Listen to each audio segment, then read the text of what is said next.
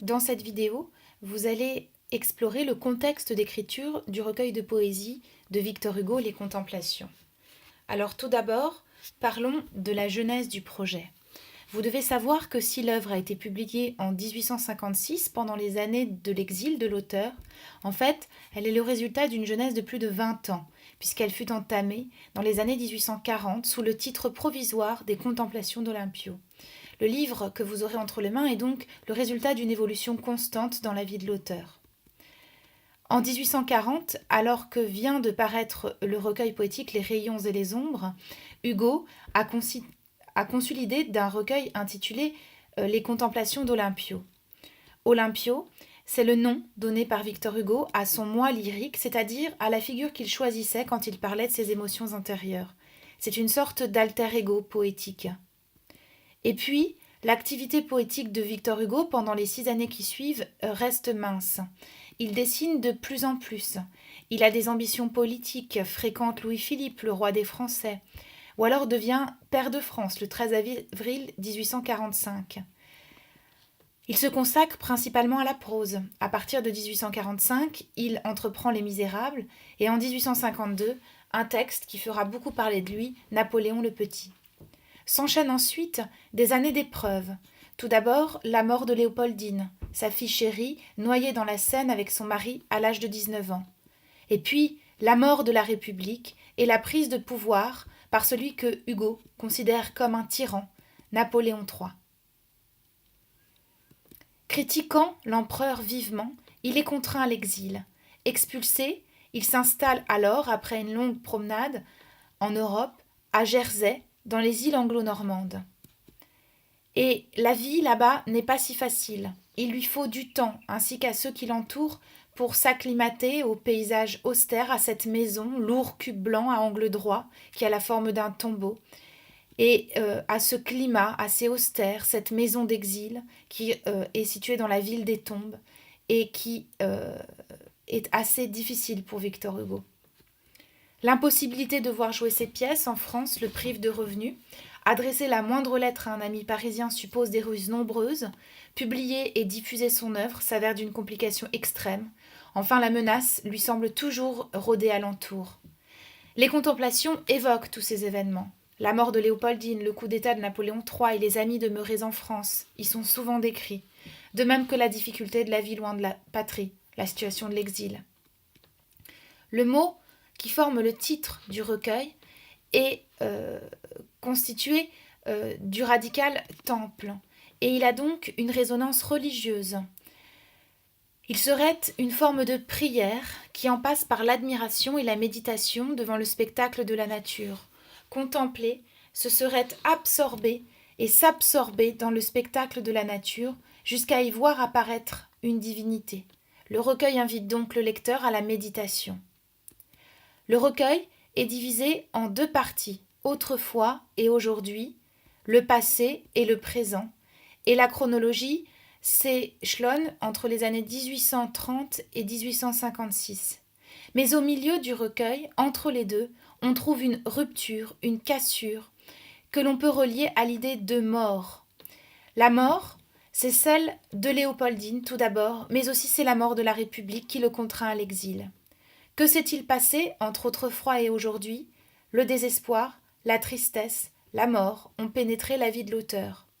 Chacune des 2 sections est constituée de 3 sous-sections, et Pauca Meae est la 4e section du recueil, et donc elle est placée au début de aujourd'hui, c'est-à-dire après la mort. Cette section évoque la mort de la fille, Léopoldine. Elle est située au centre du recueil, comme pour tracer une sorte de ligne, de pli imaginaire et symbolique au milieu du livre.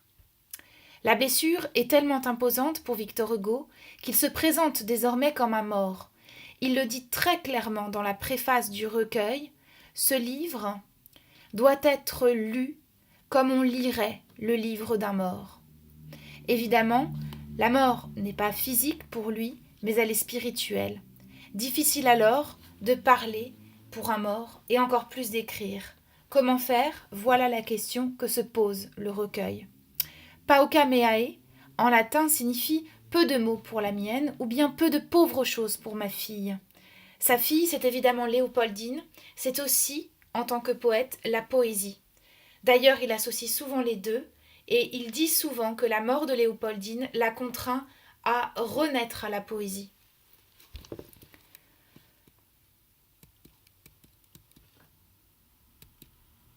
Par exemple, dans ce texte intitulé 3 ans après, évidemment 3 ans après la mort de Léopoldine, il commence par évoquer le terrassement qu'il a subi, la douleur qui le terrasse. Il est temps que je me repose, je suis terrassé par le sort, ne me parlez pas d'autre chose que des ténèbres où l'on dort. Et puis il ajoute dans un dialogue à Dieu, si ce Dieu n'a pas voulu clore l'œuvre qu'il me fit commencer, s'il veut que je travaille encore, il n'avait qu'à me la laisser, il n'avait qu'à me laisser vivre avec ma fille à mes côtés, dans cette extase où je m'enivre de mystérieuse clarté. Et vous voyez bien ici une supplication, une demande, si on lui rend sa fille, alors il pourra renaître à la poésie. La question que pose Pao Kamehae, c'est donc celle de savoir comment écrire dans l'épreuve. Et la première solution que trouve Victor Hugo, c'est celle d'écrire de façon bien plus simple que ce qu'il faisait auparavant. Vous le voyez dans ces 4 vers, il utilise des mots simples, des images très humbles, des mots très purs, que tout le monde, au fond, pourrait utiliser pour dire le deuil. Et puis, dans la préface du livre, il expose une deuxième solution. Ma vie est la vôtre, votre vie est la mienne. Vous vivez ce que je vis, la destinée est une. Prenez donc ce miroir et regardez-vous-y. On se plaint quelquefois des écrivains qui disent « moi ». Parlez-nous de nous, leur crie-t-on. Hélas, quand je vous parle de moi, je vous parle de vous. Comment ne le sentez-vous pas? Ah, insensé qui croit que je ne suis pas toi. Vous voyez bien, cette deuxième solution consiste à parler non seulement pour lui seul, mais pour tout le monde. Ce livre s'adresse à l'ensemble des hommes qui peuvent partager un jour ou l'autre les peines du poète. Même si elle semble personnelle, sa poésie est donc universelle. Troisième solution, il continue de l'exposer dans la suite du recueil. Il va vouloir, pour parler du présent, évoquer l'obscurité, les ténèbres, l'abîme qui font désormais partie de sa vie. Qu'est-ce que les contemplations? C'est ce qu'on pourrait appeler, si le mot n'avait quelque prétention, les mémoires d'une âme.